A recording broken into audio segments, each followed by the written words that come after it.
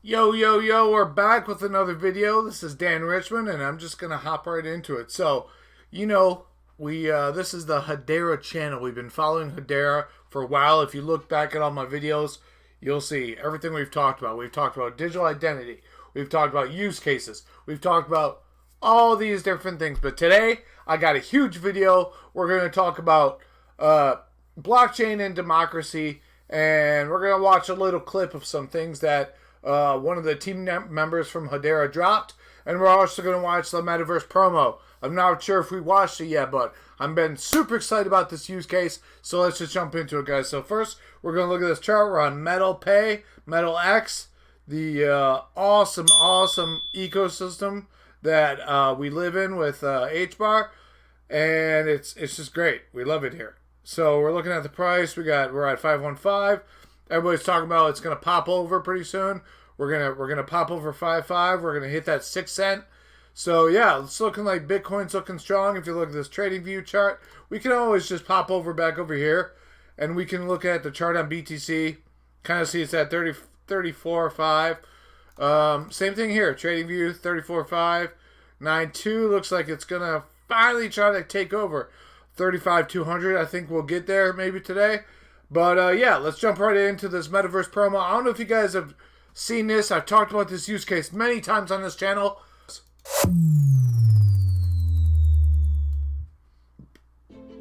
Welcome to Metaverse, the leading creation platform for the spatial web. This was 2 months ago. ago. We make it easy to create interactive 3D experiences and deliver them instantly to every modern device, computers, smartphones, and mixed reality headsets. And mixed reality headsets, okay? So think about this, guys. This is like in the Oasis, when you go in the movie in Ready Player One, and boom, the whole ecosystem is there. The world is transitioning to Web 3, characterized by 3D websites, digital asset ownership, and pervasive AI integration. We work closely with major enterprises like Siemens Healthineers, Samsung, MasterCard, Mars, and Microsoft to bring immersive 3D experiences to everyone, from healthcare professionals to everyday consumers. Our mission at Metaverse is clear: Metaverse creation for everyone. For everyone. We believe that by making 3D creation more... Now remember, Metaverse has been on HBAR, not specifically HBAR, but built on Hedera, guys. This technology is leveraging Hedera for the technology. More accessible, we can empower individuals and businesses to participate in the spatial computing revolution. So if you see here, they have their own software that you can go in and program and create assets, just like Blender. Our flagship product, the Metaverse Engine, brings together the power of the open web with the possibilities of immersive technologies. Woo! Design and build 3D scenes, add custom interactions, and push to over 7 billion devices with just one click. Looking ahead, we're thrilled to announce Metaverse Engine 2.0, our fully enterprise-ready upgrade featuring future-proof extensibility, enhanced security, and cutting-edge features. We hope you'll join us in shaping the future of spatial computing and be part of the revolution that will redefine how we communicate, collaborate, and create. Thank you. Dude, I don't know if you guys know this, but if you go over to the Metaverse site, right? Let's just go over there really quick. So the biggest thing about this whole Metaverse, about what they're building and who they worked with and the brands, right, is, I think they have it here. Solutions, let's just see. Virtual training, the mall. This is what I've talked about, the mall.io. Look at this. The world's largest virtual mall, shopping made social. So if you guys don't know, this website looks like it's been updated. The mall is the world's largest virtual mall at 100 floors of virtual towers, 100 million square feet of retail and entertainment space. It aims to be the #1 destination. So guys, they have the software to build this already. Okay, so a brand reaches out, let's say GMC, Ford, whoever. They reach out, they're like, yeah, we want to be the first shopping experience in the mall. Just imagine not having to go into a dealership. You go, pop on your little VR headset, your Quest 2 or 3, whatever, your Apple Pro, you pop that on, you walk your little NFT dude, your little avatar into a Ford dealership in the metaverse, and you can do the full shopping experience. They got, you know, customer service agents, sales dudes, all in there ready to help you. And it's all programmed and built on Hedera. This is my favorite use case. I've been saying this, and still, this is still one of my top ones. I don't know any other bigger use case. Like, there is some, and we're going to talk about those. But, dude, this is the number one thing I want to put out there. For 2024 and beyond, guys, virtual reality is growing, okay? And I'm going to start dropping some virtual reality videos on my channel pretty soon. But let's just talk about the other big thing. CBDC. So we know Hedera is the number one future system for CBDC. It can be used to build the US CBDC, the Ghana CBDC, the, you know, every CBDC, right? So, the ECD SETI is a token based and built on Hedera hashgraph networks as the Bank of Ghana. The Bank of Ghana has taken a different approach to building a CBDC, with news emerging that the Bank of Ghana is pursuing a token-based approach to CBDC in addition to building on the Hedera hashgraph network. Alright, so the Bank of Ghana, they did a hackathon with MTech, and will span a period of 12 weeks. So this was October 10th, it looks like they started this hackathon. So relatively like a little bit ago. Flutterwave to integrate payment settlements with USDC on Hedera blockchain. Flutterwave, Africa's largest payment infrastructure, has processed over 400 million transactions in excess of 25 billion. I mean, dude, I don't know about you guys, but this right here, this is why we're here. Alright, so let's just jump into it. I want to talk about one more thing that I saw recently on Hedera. I'm going to throw it in this video. And this is the main part of the video, not the metaverse. Yeah, that's great. We've talked about that, though, before on this channel. I've explained this use case before on this channel. So let's jump into this. So if you guys didn't know, the CIS, I'm speaking so fast I can't even say it. CSIS, the Blockchain, Technology and Democracy, the Center for Strategic and International Studies. They recently had a little meeting, right? And they had somebody from Hedera in the meeting. And I haven't seen anybody else talk about this in Hedera world. So we're going to jump right into it. So listen to this. Listen to the intro of this one Hedera policymaker. Honestly, I didn't know this lady was part of the team, but man, her credentials are through the roof. So let's just jump into it. Thank you to Congressman Soto and his team for sharing his perspective on the potential of this technology. I'd now like to welcome our panelists. We have Nomini Rubin, Caroline Pham, Carol House, and joining us virtually from Kyiv, this is Nomini. She's from Hedera. But listen how long it takes listen how long it takes him to introduce her and all of her credentials and all the work she's done. And think about, now she's on the Hedera team. This is insane. Each of them shares some opening comments with some initial thoughts, and we'll begin with Nomini. Nomini Rubin is the Chief Policy Officer at Hedera Hashgraph, our sponsor for this event, and she is also a Senior Associate. Did you hear that? Hedera Hashgraph, the sponsor for this whole event, guys. At our CSIS Project on Prosperity and Development. Nomini previously worked on the Global Policy Team at Meta and co-founded Global Policy Team at Meta, so Facebook Meta. Fix the System, a coalition of organizations committed to election integrity and democracy strengthening here in the United States. She has also headed up work with Tetra Tech's global team, and she was a director at the National Security Council before She worked at the NSC, the National Security Council. Spending more than a decade as a senior staff member on the Hill with both the Senate Foreign Relations Committee and the House Foreign Affairs Committee. She's tied into politics. Nomini, welcome to this discussion of blockchain technology and the ways that it can strengthen democracies. What are your initial thoughts with regard to that topic? Well, thank you, Noam. I'm delighted to be here. I wanted to share kind of some of the backstory of how we got here. The Biden administration had a Summit for Democracy in March, and it was in partnership with the governments of Costa Rica, the Republic of Korea, the Netherlands, and the Republic of Zambia. And what they did was they called on the private sector to make commitments on what the private sector could do to support democracy. So Hedera hashgraph and our governing council of Hedera, we said we wanted to have a conversation and a paper about how blockchain can support democracy. And so I'm so excited that we are doing it here with CSIS, and CS makes the perfect partner for this because CSIS was the host of the private sector conversation for the Summit of Democracy. So it's full circle. So blockchain, also called digital ledger technology, in our case a hashgraph. DLT, digital ledger technology, aka hashgraph. It's the layer on the internet where things can be stored immutably. And it's a core component of what we think of as like the next generation of the internet, or Web3. And as the CSIS paper shows, like blockchain can enable things like digital ID and payments and information, things that can be sent directly between people and without an intermediary.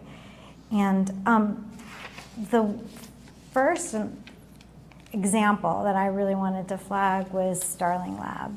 So Starling Labs partnered with USC, the University of Southern California's Shoah Foundation. And they collected evidence of Russian attacks on civilian Ukrainian targets, things like children's schools. So if you have a Telegram post that talks about an attack and what happened, there's always a risk that that gets pulled down by the company. It can just disappear, or there's like timed messages on different platforms. So what you can do with blockchain is create a digital evidence bag where you can grab that piece of information and store it and know that that was what. Now what she's talking about, we've also done, if you guys look back, Halal Systems, they're doing that for airstrikes. They were doing that for airstrikes, using the Hedera technology to help people not get hit by airstrikes in different countries. And if you look, they were building it with AI. They were building all this stuff. Mark Cuban was actually an investor in this, and I just want to point that out. What was posted at what time. And using these digital evidence bags, you can collect it and create like a digital locker for investigations and for people to use. You can also, what Starling Labs has done is had investigators go out using cameras that are linked to the blockchain to calculate every bit of information on the backstory of that photograph to show that it's not a deep fake, that it was legitimate, store that on the blockchain and seal it cryptographically. So what Starling Labs has done with this digital evidence locker is put it into a brief and submitted it to the International Criminal Court. It's an Article 15 submission. And it's the first time blockchain verified information has been sent to the International Criminal Court. So it's also an opportunity to bring the court system into the future. And it's also sent the information to the United Nations. So it's one example of how we're using blockchain technology to show what is truth or verify truth at a moment that people can go back and use in legitimate ways. Well, thanks. That's actually a wonderful example, and I'm going to want to come back to that in our conversation. Yeah. I'll now turn to Commissioner Carroll. All right, so we're going to skip all this, and we're going to go back to when Naomi talks. Of blockchain technology, they may be wondering, well, I'm hearing that it's like it can reduce costs, that it increases transparency, that it's good from a security perspective, but are there limitations? And one example, and I think, Naomi, you brought this up, and Yulia, you also brought this up at the end, is this discussion about sort of deep fakes and trying to mitigate that by preserving. Everybody's talking about ChatGPT text. Everybody's talking about AI-driven images and JPEGs and deepfakes. So let's talk about it, guys. This is a huge use case for Hedera. One of the many that we've discussed in this video today. Evidence with regard to atrocities and war crimes in this example. But at the end of the day, this technology itself has limitations in terms of the data that you put into it. You feed it into the network. Once it's in there, it's secure, and any changes to it are then sort of verified, which is what causes people to say that it is tamper resistant. Is that right? And what are the sort of limitations and challenges with regard to these issues of preserving important, good data? So we started with you, so let me turn back and bring you back into the conversation, but then others can jump in as well. Well, I think that that's exactly it. Like, that was my question too. Well, if it goes into the evidence bag, you don't know that it's the perfect piece of evidence. You don't know that something hasn't gone in to corrupt that. But it's just like in a real life situation. What you put in that evidence bag is just like a frozen moment. I don't know about you guys, but if you watch this video through the whole thing, you guys might go back, and I'll link this in the description of this video. But this lady on the right, the lady from Ukraine, she looks like an AI to me. I don't know what's going on, but the whole time, until she actually speaks, she's very AI looking. In time, and the investigators can go back and use that and say, like, okay, well, what does that mean? Was that doctored? Like, was someone framed? So using Hedera technology to store these images from bombings, from all this different stuff that's happening, and making sure that the information is secure, real, and not a deepfake. I mean, the use case is just crazy to me. You can like put into context, but at least you know that was there. And the challenge with our digital world is that pieces of evidence can just disappear. You have like, different types of social media messages that disappear after a certain amount of time, or someone can take it down and you get like a 404 file not found error, or when you go to the internet. And so this gives us an opportunity to store information in a way that you can go back to and know. But the second piece is that it does help you actually drill down into like whether or not something is deep fake.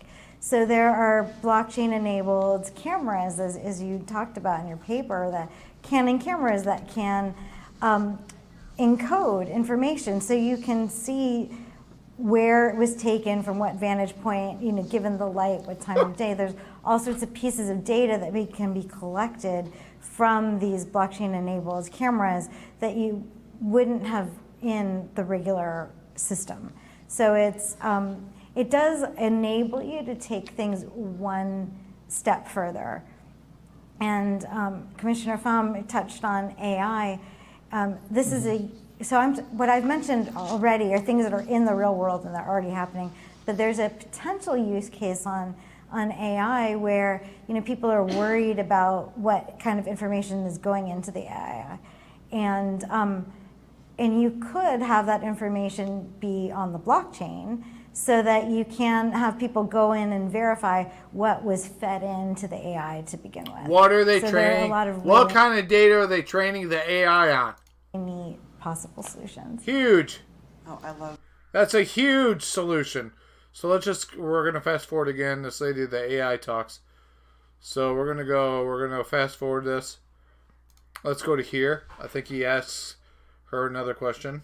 What are your thoughts on this? So that's growth, economic growth, and prosperity for their citizens.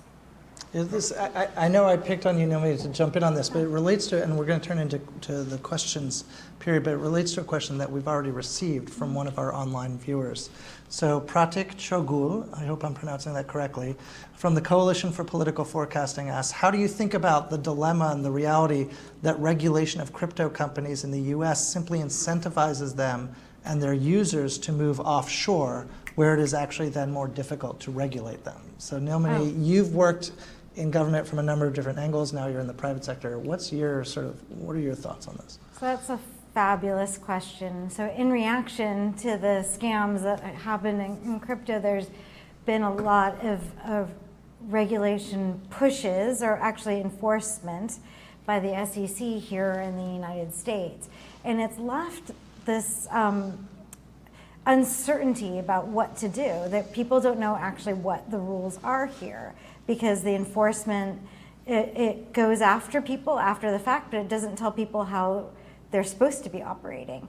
And one thing I learned when I got into blockchain was that because these networks are working in this new layer, there's not advertisements on them. And to pay for the blockchains, the piece of fuel that goes around are tokens or cryptocurrencies. So you need the cryptocurrency to make this work in this new ad-free environment. And when people are thinking about regulation just to deal with the financial aspects, they forget the important blockchain aspects, and there's a fear that that could just drive under these real world use cases because it's not crypto optimized. What's happening in the rest of the world is that they're moving ahead of us. Like I went to Brussels and to London recently, and they are moving forward with clear regulations on how crypto companies and blockchain companies can operate. Right, legally. we're way behind. The U.S. is way behind. We know we're way behind. They can't figure out BTC. We can't get this ETF. Everybody's everywhere, right? We got Coinbase saying, "Oh, but we're still here." Like they had to do all that paperwork with the SEC. It's like, come on, can we figure this out? The risks and the rewards for these technologies, and they're in different ways, and maybe not perfect ways, but at least they're clear ways. And so there is a risk that companies that are uncomfortable with the uncertainty, because most legitimate companies don't want to do anything wrong, that they might be interested in going abroad to where there is a clear environment. I got back Sunday from Dubai, where they have a virtual asset regulatory authority and clear rules on how things should operate. Singapore has clear rules. There's many places to go. In Brussels, I was really concerned to go into meetings where people would say things like, the EU is the Silicon Valley of regulation. That they know how to regulate the innovation of the United States. And so we run the risks of innovating in the US and then having it get shipped abroad. And maybe it's not just the EU, maybe it's Ukraine. I mean, Yulia, do you want, you work on virtual assets markets. Are you looking to attract the types of companies that want to operate in a sort of a cutting edge country that's really sort of on the cusp of digital transformation innovations? I just can comment that So we're not gonna keep watching this because Naomi's done talking. But bottom line is, all these use cases are insane for Hedera. Some of you guys are out there talking about these littler ones, MasterCard, and we hope this thing with Walmart happens. And if Coinbase ever gets out of their own ass, then maybe we'll get on Coinbase. But there are so many other huge use cases for Hedera, guys. And I guess that's the summary of this video. I've talked about this before. And I think 2024, it's either, we're going to war and we're going to lose electricity and boom, or all this technology innovation with Hedera and BTC and just technology as a whole, AI, VR, all this is going to kind of start to form better layers, and it's going to be more connected. And I think that's what I'm excited about, and that's where we need to go. So thanks for tuning in. Please like, subscribe, all that. This is Dan Richmond. We're out.